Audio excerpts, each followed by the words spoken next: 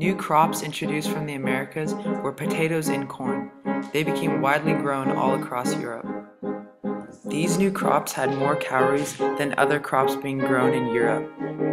They required less land to produce the same amount of calories.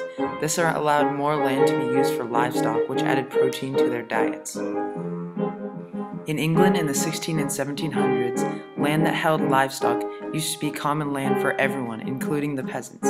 Lords started putting fences around this common land and claiming it their own. Now with the surplus of crops being produced, people were able to experiment with new methods and crops on the enclosed land. The good new methods and crops were kept and further increased the surplus. The surplus in crops caused population growth, which led to large cities being very crowded. Now since they could afford to experiment with new crops and methods, people became interested in inventing new things. The agricultural revolution played a role in influencing the industrial revolution and inventiveness in England. People were now looking for new crops and inventions to make farming easier and more efficient. Inventiveness spread to more than farming. Machines for all aspects of life started being invented. The scientific and industrial revolutions were happening side by side with the agricultural revolution.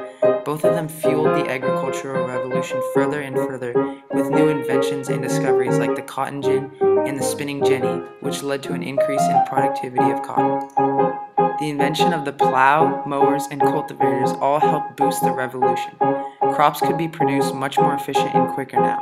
Cows, horses, oxen, and steam power were used in the fields to pull plows and helped require less manpower. Inventiveness of Great Britain.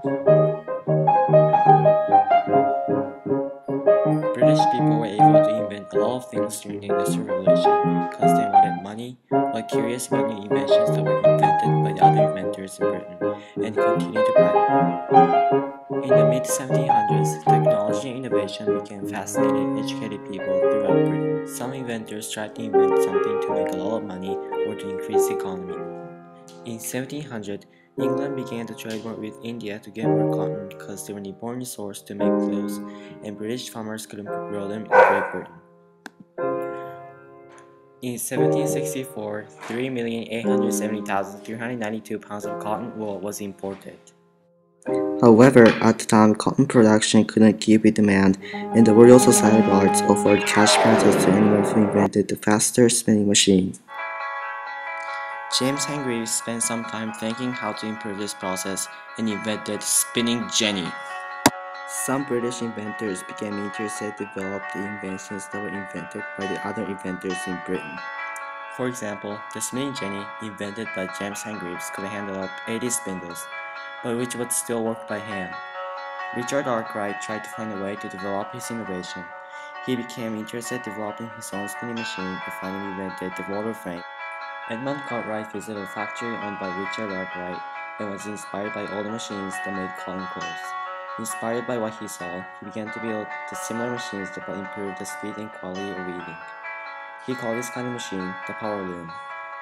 Samuel Crompton wanted to combine spinning jenny and the roller frame into one machine because they were both expensive to make, wanted to make a stronger, finer, and more yarn.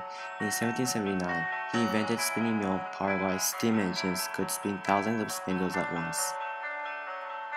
Industrialists and scientists often met to share ideas and observations on a new invention and try to innovate more efficient and develop machinery. In what was to be called the Industrial Enlightenment, or innovation by imitation. Matthew Boulton owned an engineering works in Birmingham. James Watt and he together began to manufacture more efficient steam engines. They had succeeded in improving the steam engine by making them run without water. The influence of trade in Great Britain. The steam engine, invented by Thomas Savery, was widely known for its efficiency compared to man-powered machines. This was especially used in things like the steamboat. The steamboat could be used for trading goods across long distances, and the first successful model was the Clermont, built and designed by Robert Fulton and John Fitch. The successful invention of the steamboat proved to the world that it could be used effectively to trade with countries around the world, including India, Africa, and the North American and South American continent. It also greatly expanded the market for trading around the world, especially for Great Britain, greatly boosting their economy.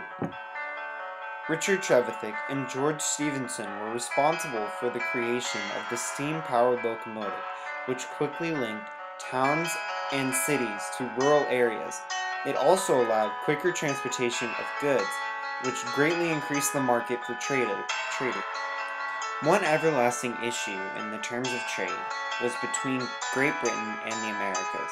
The Americas housed many products, including the abilities to make soap, the ability to farm tobacco, and the ability to mine iron ore, which provided metal for machinery.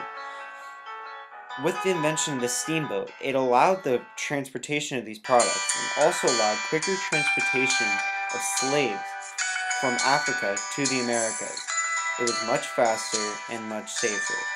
Despite the efficiency of the steam engine, it was not easy to travel long distances, especially from Great Britain to China. This placed a very high demand on Chinese products, including silk and pottery. The Chinese knew this and exploited this in people by placing large prices on certain items, including silk and pottery. Until the Industrial Revolution, there was no easy way to duplicate these items, so the only way to get them, of course, was from China, so only the rich could afford them. However, with the invention of the steam engine, it did allow factories to be built on the mainland instead of next to rivers and oceans. After the British had learned how to create pottery by making it from specific molds and pressing the clay into it, they actually allowed themselves to make plenty of money off of other countries, greatly boosting their economy and making them a global superpower. The entire Industrial Revolution was basically one big chain reaction, and the first link in this chain was this machine, the plow, because without the plow, Great Britain wouldn't have boosted its economy and become the power in the world that it is today.